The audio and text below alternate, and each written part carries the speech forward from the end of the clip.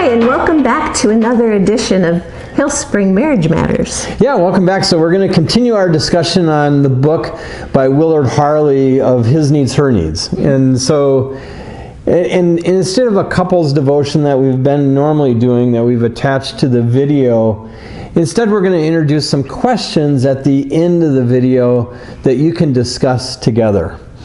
And so last week we talked about what Harley says is the number one need for wives in marriage, which is affection. Genuine, authentic affection. And it's not, non-sexual touch. It's words of affirmation. It's holding hands. It's sitting on the couch cuddling while you're watching a movie. It's all those things. It's the hug in the morning. It's the kiss in the morning. It's the kiss when you get home. It's the kiss goodnight. It's holding each other or holding your wife tight. It's sitting close to each other in church. It's all those things that represent affection. And so we talked about, how guys, you need to be a student of your wife, and maybe she can tell you exactly what affection means for her, and maybe it's not the groping of her rear end as she's trying to make dinner. Who knew? Right? So that was last week. If you missed last week and you want to learn more, go watch that. This week, we're going to talk about what Harley says is the number one need for husbands in a marriage, and you never guess what it is. Drum roll, please. Sexual fulfillment. So Harley makes this distinction, or an observation really, of how wives don't understand the importance of sexual release for a husband. It's an actual natural need. It's not just an emotional need, it's a physical need. So wives tend to not understand the level of that importance of that need, just like men tend to not really understand fully how affection is the number one need of their wife. And the affection might seem like, okay, well, you're asking me for non-sexual touch, but in reality, that non-sexual touch, those words of love and encouragement are going to lead to a much more willingness on the part of the wife to be interested in having sex. Yeah, and so before we get too far, we have to remind husbands, and this is so important, and Lori just touched on it a little bit, but I just wanted to kind of drive it home specifically to the guys. Affection, wives look at affection as the overall environment for marriage. That is paramount to them. When you're affectionate to your wife, it is cultivating an atmosphere, an environment that wives crave and need within a marriage. They want to know that they're unconditionally loved. And affection, non-sexual touch, words of affirmation, all those things that we've talked about, that creates an atmosphere that is critical for wives in marriage. Sex, physical intimacy, then becomes a special event. Now, for guys, that's different. Sex is not a special event. Sex is the event, right? And so there's a dichotomy here that marriages, husbands and wives, have to work through. But guys, it's so important. Don't underestimate the power of affection in creating the atmosphere and the environment for ongoing physical intimacy, for ongoing sex. So, just as the husband needs to understand the importance of affection, the wife has to understand just how important sex is to her husband. Men think about sex 2 to 3 times, not a day. It's 2 to 3 times an hour. And that might be on the low side. So we have to understand it is a high priority for your husband. Also, this may slightly decrease with age, but negligible.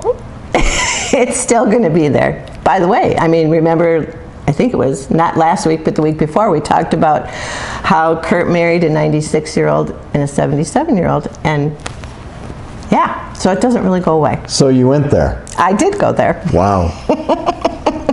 All right, so get that image out of your head for a second. Let's move on.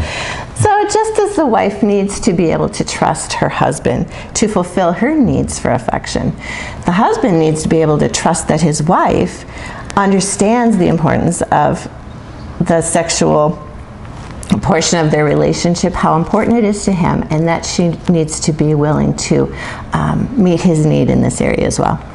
Yeah, and there's three big differences though between men and women when it comes to physical intimacy, when it comes to sex, and that creates or can create a little bit of a chasm, but it's important to kind of work through these, right, and to really understand them. So the first one is sex drive, and that's real simple, and that just means men usually have a higher sex drive than women do. Men want sex more frequently than women do.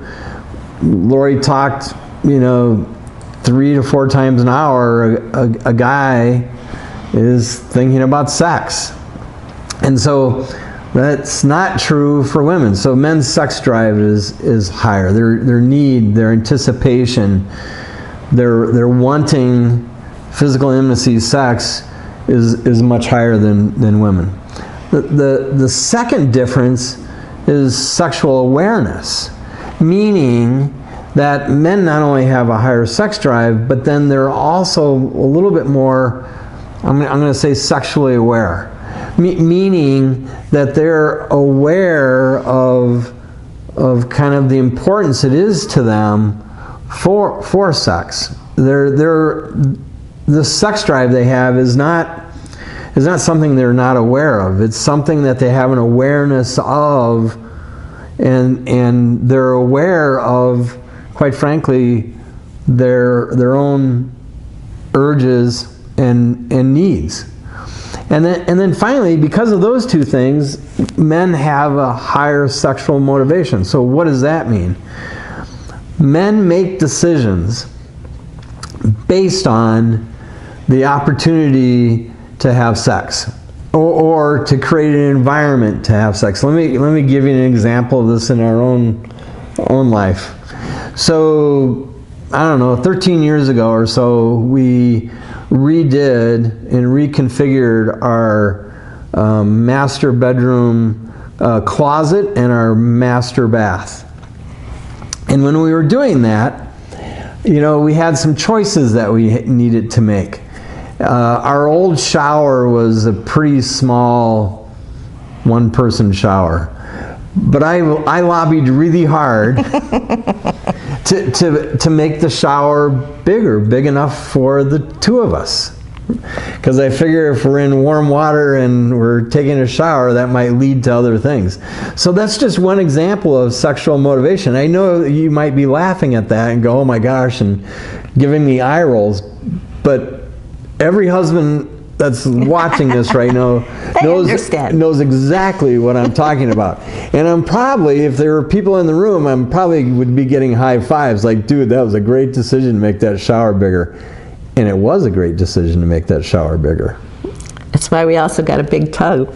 Well, yeah, all right. Yeah, and we have a big tub. So in marriage, the wife needs to understand the importance of sex, but the husband also needs to know that, sex is the event, but if you want the event, you have to make it into more of an experience, of a whole experience of making love. That's what your wife is looking for. She's looking for that it started this morning when you told her how much you loved her and you gave her a big hug before you left for work. You sent her texts during the day that you were thinking about her and encouraging her. Maybe you sent her flowers. You don't have to do that often, but every once in a while it's really nice. It's just you're setting the stage for the whole picture of making love, because to your wife, it's not just the physical event. It is the whole 9 yards. And so it's going to make your wife a lot more willing to be interested in the event if she's feeling like you're interested in making it more about making love. Well, and I think this is really important, and that's a huge distinguishing characteristic here, which is men kind of view it as sex. We view it as kind of a not one way, but a physical act. Really not much else. Women view it as making love. And so, as Lori said, it's much more encompassing for women because they're viewing it as making love versus having sex. And so guys, don't miss this. I mean, this is so important. You need to create that atmosphere through affection to then create a mutually enjoyable experience for your wife. And that results in her having a willingness to make love, not have sex, but to make love whenever you have a sexual desire. And this is where couples just, quite frankly, miss it. Because the guy is interested in sex, the wife's interested in making love. He's not providing her the affection and creating that atmosphere of a mutually enjoyable experience, and then therefore he doesn't get his sexual release that he needs. So don't miss that, guys. This is really important. And maybe this is uncomfortable for you, but here's some two clear observations that Harley makes in his book. And guys, I'm going to talk directly to you. If you want to have sex more often, then you got to develop your skills in lovemaking, right? Because many men lack the skills in making love because they fail to understand a woman's need for affection as a part of the entire sexual process. And so when a man learns to be affectionate in his lovemaking, things will change. It will become very different. So when a man learns to be affectionate, his lovemaking is going to be very different. It'll change from being interested only in satisfying his hunger for sexual release, and it'll change drastically. You have to develop your technique, and that technique has to be sensitive to her feelings of wanting to make love versus just having sex. And conversely, many women don't understand their own sexuality well enough to know how to enjoy their husband's compelling need for sex. And to satisfy her husband sexually, a wife may also needs to feel satisfied. We encourage wives to not only make themselves available to their husbands on a more regular basis, but to also commit themselves to learning to enjoy the sexual relationship as much as their husband does. Now, in order for this to happen, the wife needs to be very open and honest with her husband about what she enjoys, what she doesn't enjoy, what she's comfortable with, or maybe what she's uncomfortable with. So you have to get past the feelings of awkwardness in this area of your relationship so that you can deepen your appreciation of the sexual relationship. Yeah, and you know what? To be really candid, movies, and I'm talking porn, but movies don't do us any favor, because you watch a movie and this couple falls into each other's arms, and they don't show everything, but they make passionate love to each other, and it's like they just automatically know what to do.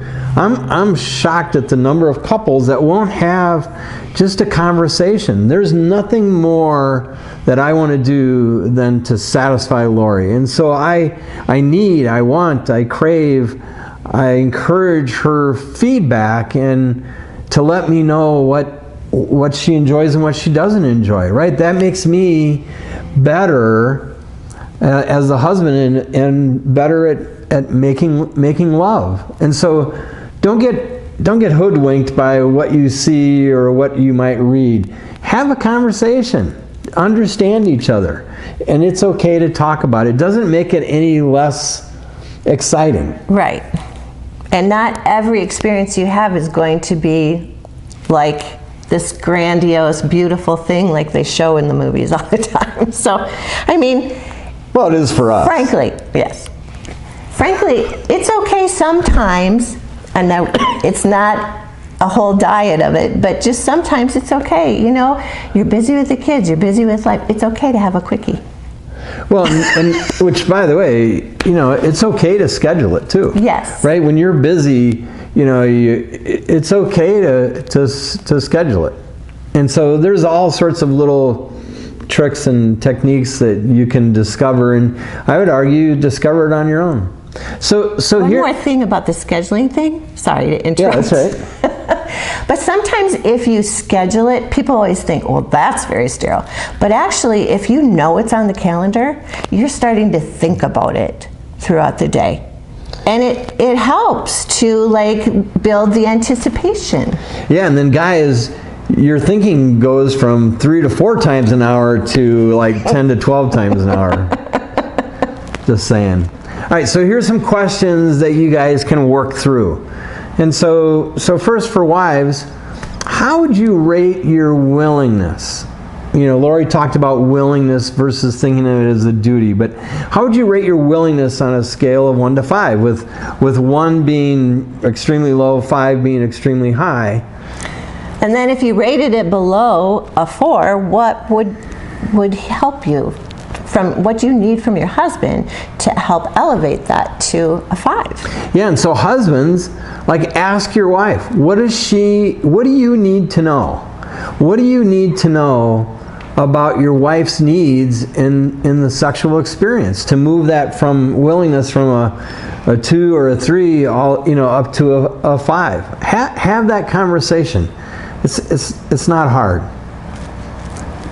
So for him, you know, we talked about these 3 primary differences between drive, awareness, and motivation.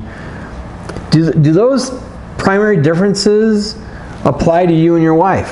Have you addressed these differences to create more of a mutually fulfilling sexual experience? Do you feel entitled to have sex with your wife because you made a commitment to her to have an exclusive sexual relationship? And does that feeling keep you from doing what it takes to motivate her to make love more often? Do you give her affection that she needs? What do you do to try to make the experience more enjoyable for her? Yeah, and that's important. You know, this idea of entitlement, I think, plays into it sometimes.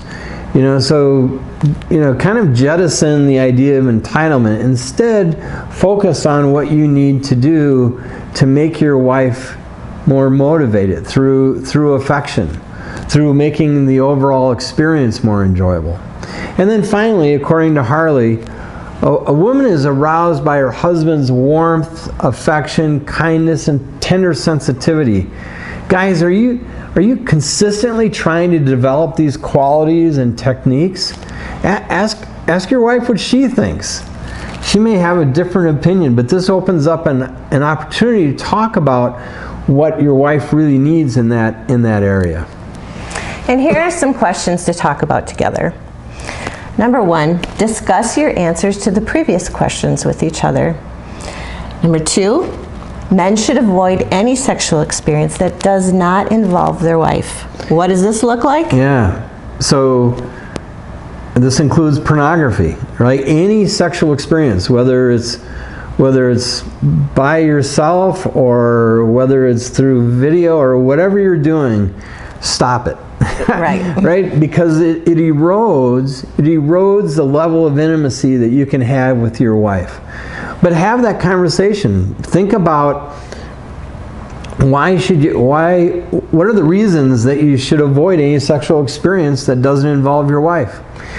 And then finally, Harley has a workbook called 5 Steps to Romantic Love. It has several worksheets, and I know that sounds kind of sterile, but it helps you communicate better with your wife or each other on the sexual experience. And so we're going to attach a link in the description below where you can order that workbook.